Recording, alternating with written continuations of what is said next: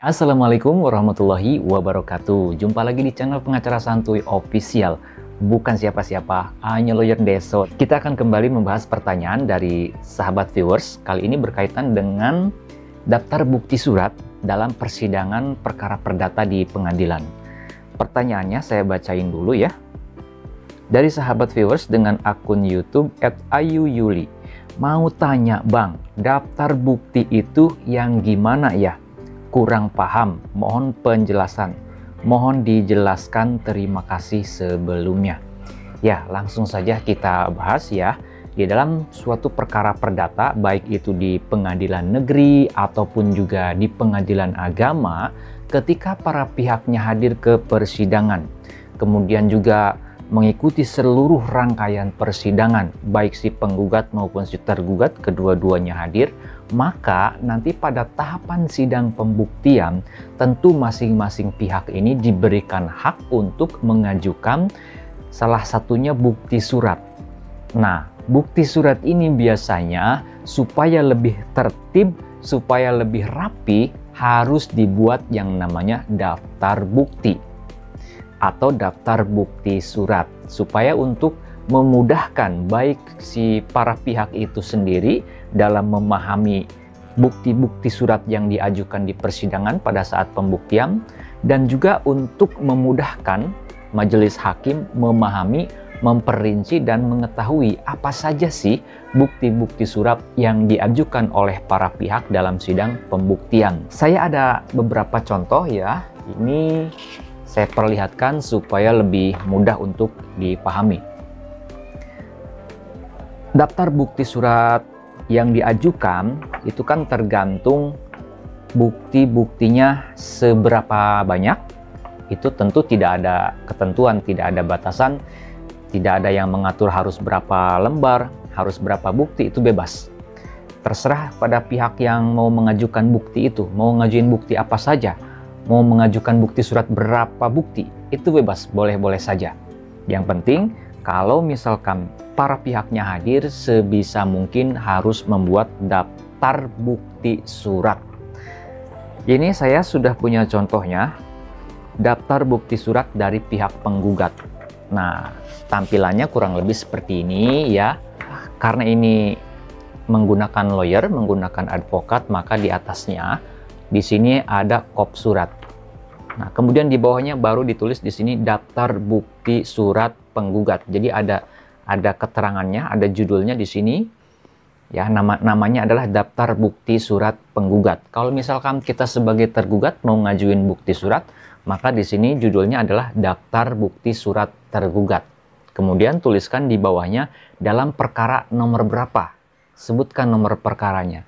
Kemudian perselisihan ini atau perkara ini antara siapa dengan siapa. Sebutkan yang pertama namanya siapa, kemudian disebut sebagai penggugat. Jadi nama penggugat yang disebutkan lebih atas, melawan siapa, di sini sebutkan siapa tergugatnya.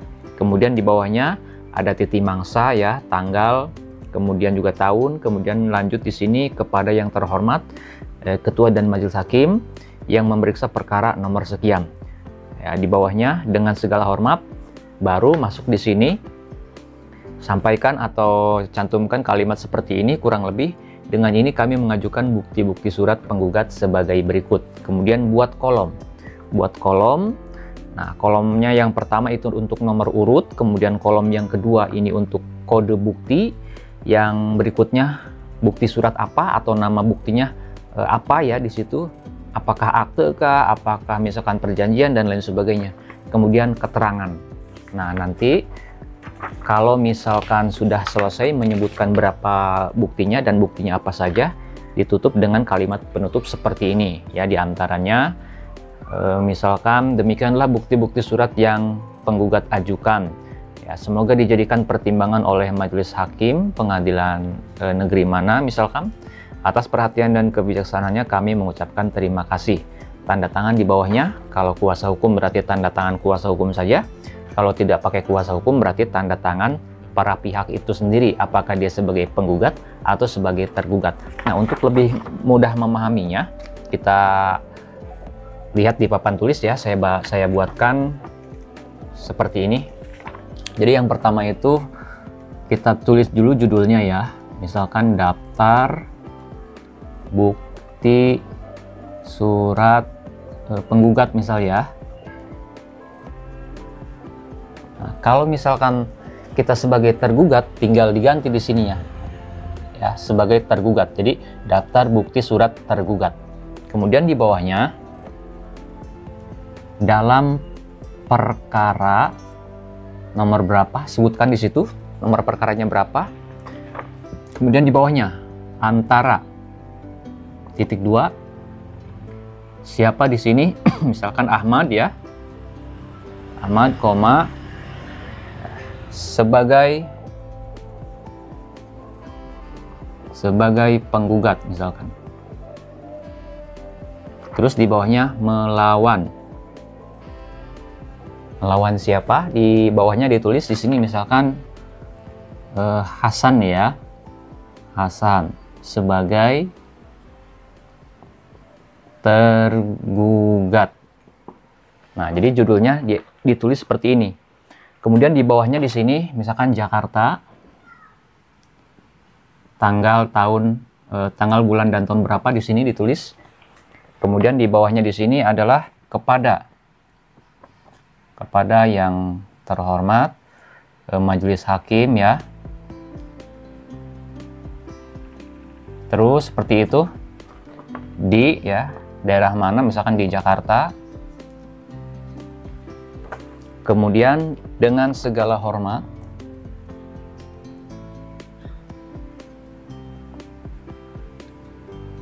di bawahnya baru misalkan redaksi dengan ini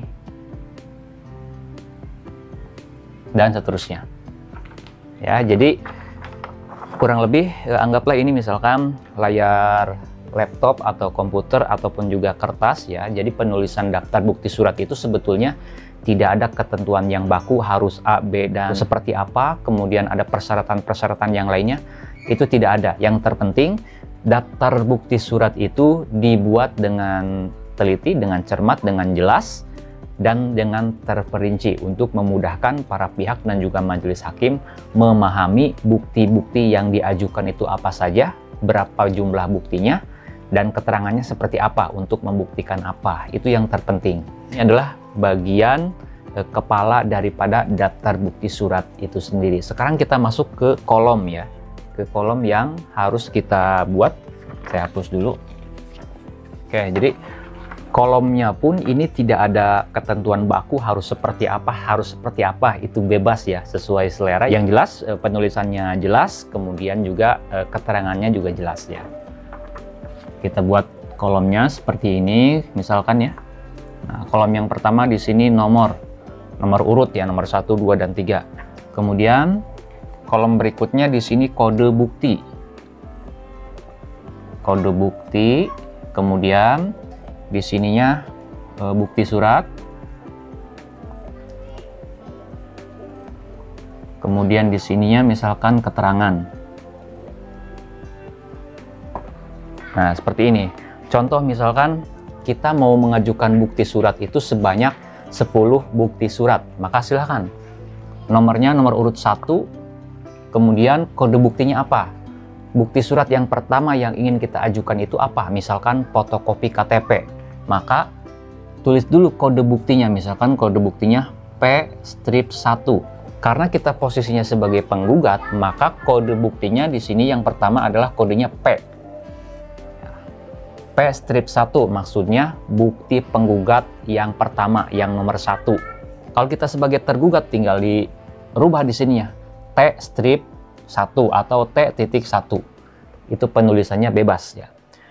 Kita lanjut. Misalkan bukti surat yang pertama itu fotokopi KTP ya. Fotokopi KTP penggugat kah atau siapa ya, tinggal ditulis aja nama bukti suratnya apa. Kemudian keterangan. Nah, keterangan ini bukti surat tersebut menerangkan tentang apa? Misalkan menerangkan ya bahwa identitas penggugat sudah sesuai dengan identitas aslinya. Atau seperti apa? Silahkan Anda mau menjelaskannya seperti apa, mau menerangkan apa sih bukti itu, untuk membuktikan apa sih bukti surat yang kita ajukan itu. Nah, kurang lebih seperti itu ya. Terus misalkan dan seterusnya sampai dengan nomor urut 10, berarti P strip 10. Misalkan di sini apa, nama bukti suratnya, keterangannya tentang apa, untuk membuktikan apa. Seperti itu ya. Nah, misalkan penggugat mengajukan bukti suratnya cuma 10 bukti. Maka buatlah kolom seperti tadi ya. Kalau sudah, maka di bawahnya tinggal tuliskan kalimat penutup, misalkan demikianlah bukti surat ini diajukan dan lain seterusnya. Silahkan bahasanya rangkai sendiri. Di bawahnya misalkan hormat saya penggugat, misalkan siapa namanya, tanda tangan di sini. Nah, seperti itu ya kurang lebih tata cara membuat daftar bukti surat untuk diajukan pada persidangan pembuktian dalam perkara perdata, baik di pengadilan negeri maupun di pengadilan agama. Mudah-mudahan bisa menambah wawasan dan informasi yang positif, yang edukatif, khususnya buat teman-teman yang membutuhkan informasi terkait dengan hal ini, khususnya lagi yang bertanya tentang tema ini. Kalau menurut teman-teman video ini ada gunanya, channel ini ada manfaatnya buat orang lain, saya mohon dengan segala hormat untuk subscribe ya, bantu kami dengan cara subscribe ke channel Pengacara Santuy. Bukan siapa-siapa, hanya Lawyer Deso. Sampai jumpa di video-video selanjutnya. Assalamualaikum warahmatullahi wabarakatuh.